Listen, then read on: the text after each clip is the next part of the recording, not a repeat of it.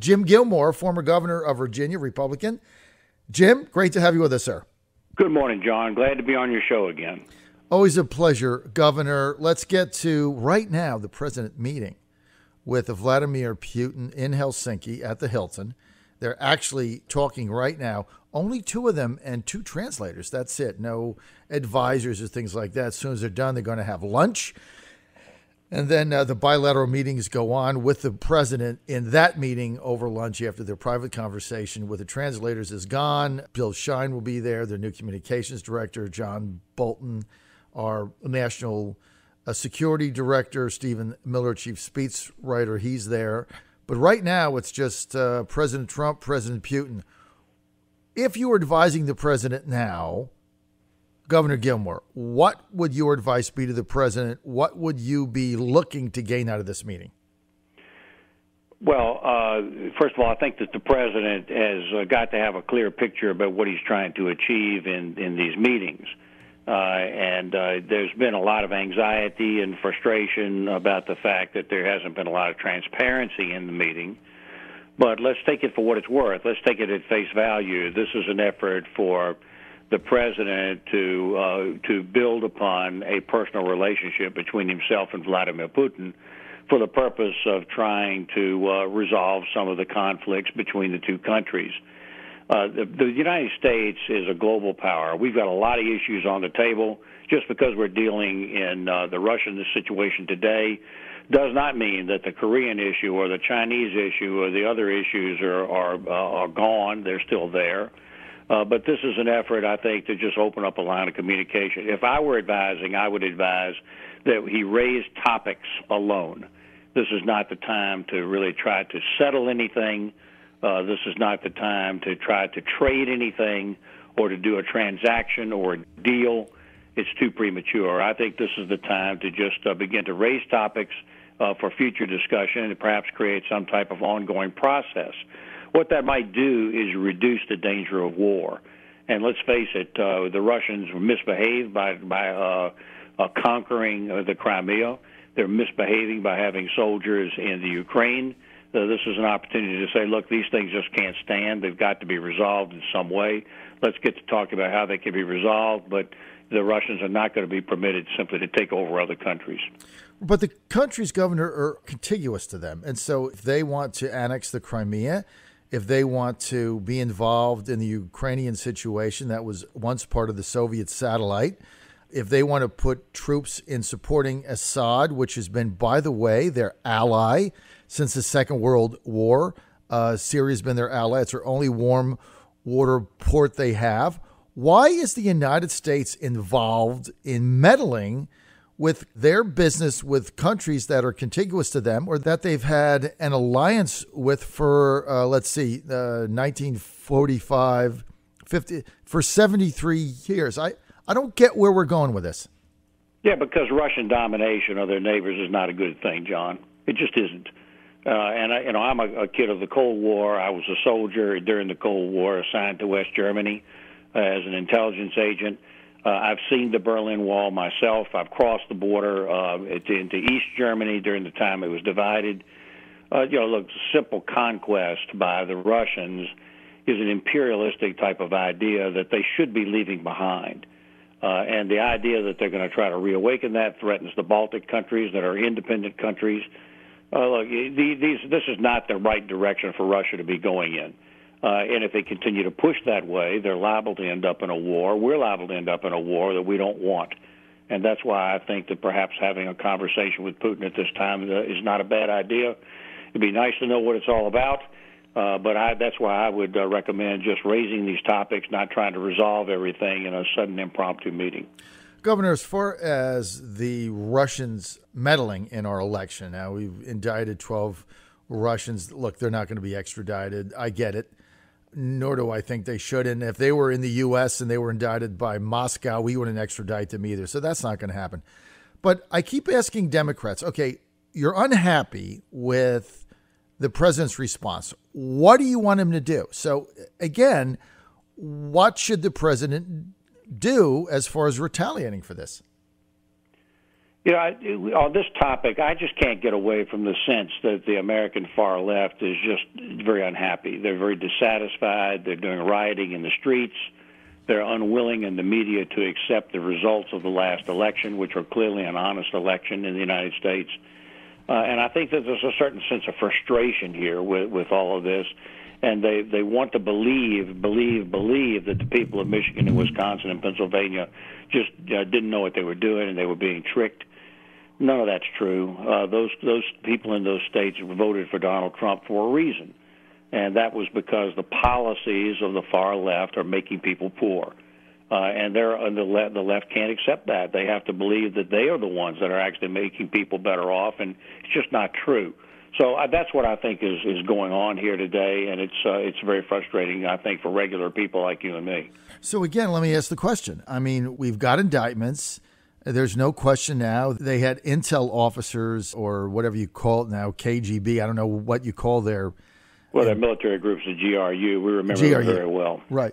They've got people in the GRU that were obviously actively involved in meddling. But, of course, I'm not excusing it, but I'm saying they've been doing this since 1918. They meddled in German elections, Hildenberg's election. I mean, they used to run a candidate for president. Governor, you and I are the same age. Gus Hall, right? He ran like 68, 72, 76, 80, and he was financed by the USSR. So this isn't anything new. This is what they do. It's their trade craft. We get it. But again, I'm going to ask the question. So the president sits down and says, this has to stop. What's the or else? What's the consequence for noncompliance? Yeah, well, exactly. Look, I believe that in the long run, in a free society like ours, particularly in a media and internet age, it's going to be very hard to stop other people from trying to do things. I think the goal here is to expose it so that people in Wisconsin, Pennsylvania, Michigan know exactly what's going on. All this secretive stuff doesn't help American democracy. I think we ought to be telling people if the Russians are meddling, and I think we ought to be able to find out, and I think that that's now becoming more sophisticated and should be revealed during elections. And then, frankly, that would stop it if it's exposed to the people of the United States before they vote. You would rather go the exposure route than the retaliation route. Oh, look, I don't know how you're going to retaliate. Exactly. I don't know how you're going to retaliate. I'm really a lot more worried about this poisoning in Great Britain by the ostensible Russian intelligence agencies than I am about anything else.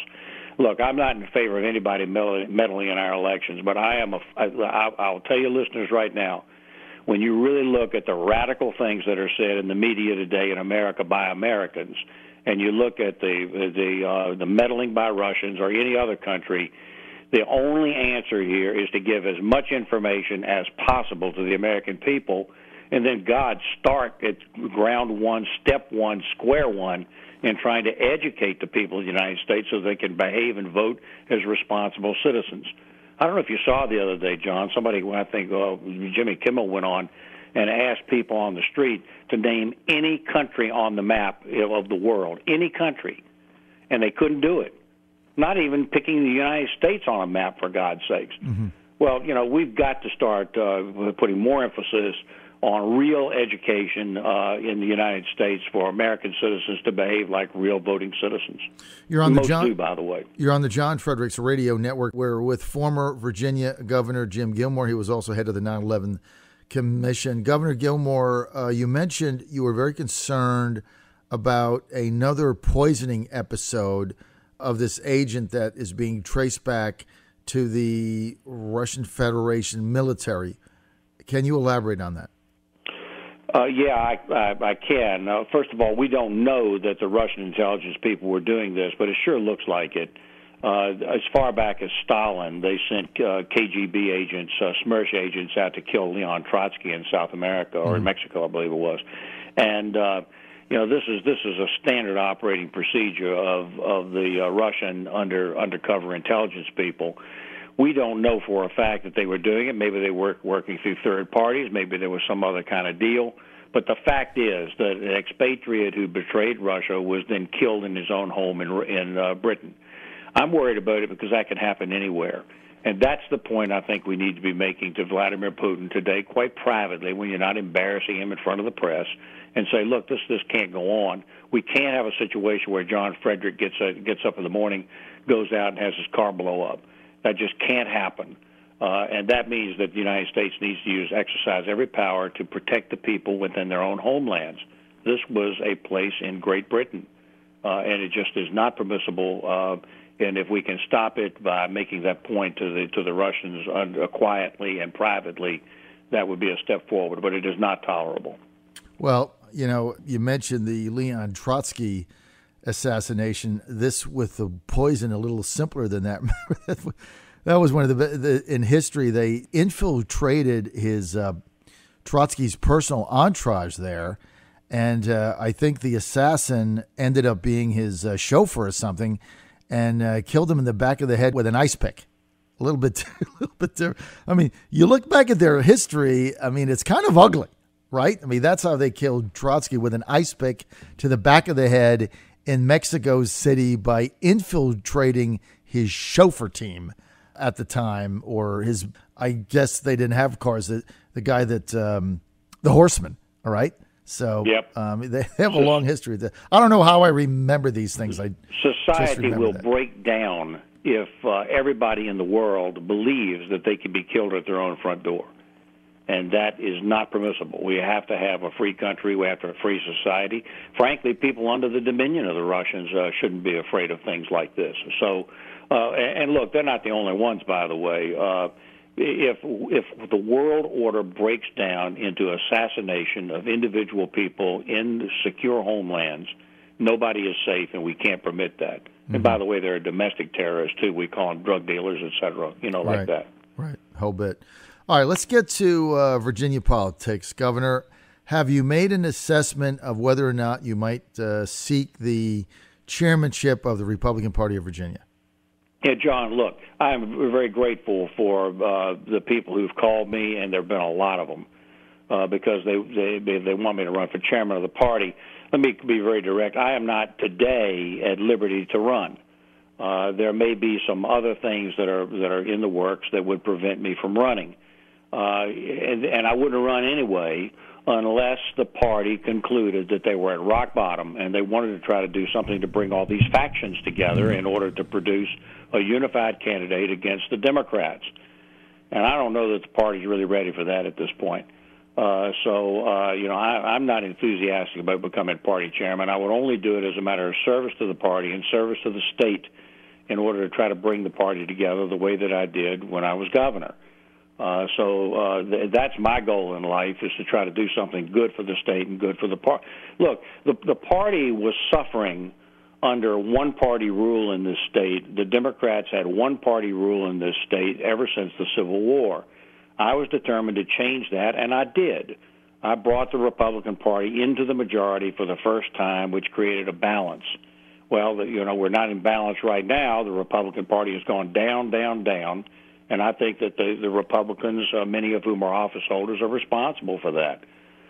We have an opportunity now to have a consistent idea about trying to govern like we did with the car tax cut, like we've done with education, like we've done for working people.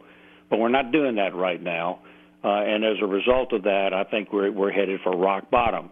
I'd like to try to find some way to turn that around, but I don't have to be the chairman to do that.